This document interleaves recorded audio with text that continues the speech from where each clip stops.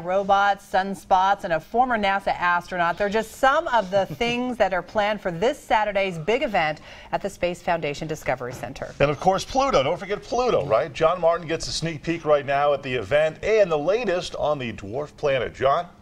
Hello and good morning from the Northrop Grumman Science Center inside the Space Foundation. That's Travis, that's Pluto, I'm John. I'm going to get out of the way because everyone wants to know about Pluto this week. Yep. Well, we're talking about Pluto here at the Space Foundation Discovery Center, and some of our pictures that you'll see right now, new pictures are streaming in from across the solar system. This was a mission that took 9 years to travel from Earth out to the distant edge of Pluto. Before that, all that we had are blurry pictures like this one that shows us some dark areas and some light areas. But as we've been going along, new photos from that has started to change what we're seeing of Pluto. This was one from a few weeks ago showing us new areas of light and dark. And if we just turn this on, we can even see comparisons of Pluto to the Earth. Oh, yeah. And if we go back a little bit, we'll see Pluto and its moon Charon there as well. So these are new pictures of Pluto that have just come out that are exciting to see and that are really interesting because Pluto is such an interesting little planet or dwarf planet on the edge of our solar system. So we want you to come in and be able to see some of this, find out about what makes Pluto so unique and why this mission, which took 9 years to get there and nearly 15 years total to plan. I mean, when they started planning this mission, Pluto was still a planet. Right. And so now they're getting there, taking pictures of this place that they planned to do, but now a dwarf planet on the edge of our solar system is getting some amazing attention. This is the farthest out we've ever taken a camera and taken a picture of something else. So it's a pretty amazing achievement and it's really neat to see, and so we'll help you come and join us and see some of the things and learn a little bit about what's going on with Pluto and what's going on as we explore our universe during our Super Saturday, during our Spacecation Summer of Discovery. Yeah, first, wow, you can take a breath for a second, I'll talk. So science on a sphere, super cool because this thing has been the Death Star, it's been Pluto, it's been everything you can possibly imagine. It's one of the great things that you have here at the Space Foundation. When we're talking about Pluto, what are some of the, I guess, the major questions that you get? Because it was a planet and then there was not a planet. Well, you know, so Pluto was discovered in 1930 and it was the first planet after Neptune to be discovered.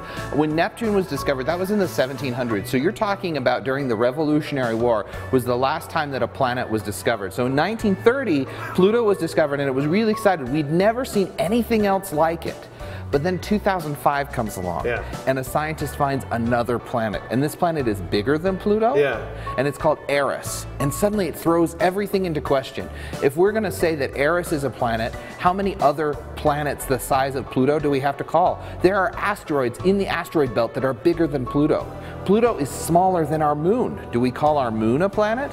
This is a big question, and so scientists begin to put themselves to the test to say, what are we going to define as a planet? And so they defined that there's this new class of dwarf planets, and Pluto, Eris, Hanuman, Makemake, Vesta, all of these rocky bodies in the outer part of our solar system became the new planets or dwarf planets that we added to it. Now we estimate that there's probably 50 to maybe 100 objects the size of Pluto in the outer part of the solar system. So perhaps the real reason we're not calling Pluto a planet right now is so that we can not have to memorize so many other names. Travis, this is it's fascinating stuff, and it's topical, and it's a great time for people to come out this Saturday. Check you guys out again as we're wrapping up here, because I honestly I could listen to you go on and on and on.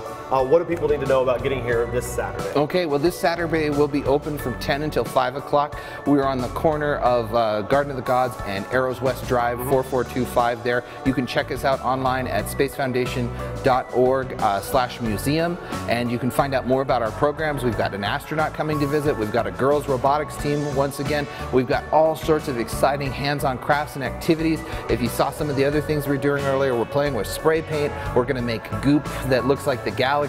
You know, so it's an exciting activity and a great day. We're also watching a great film about some of our next missions to Mars and things like that. And so we hope that you'll join us here at the Discovery Center and learn a little bit more about Pluto and come take a spacecation with us. There it is, y'all. Back to you.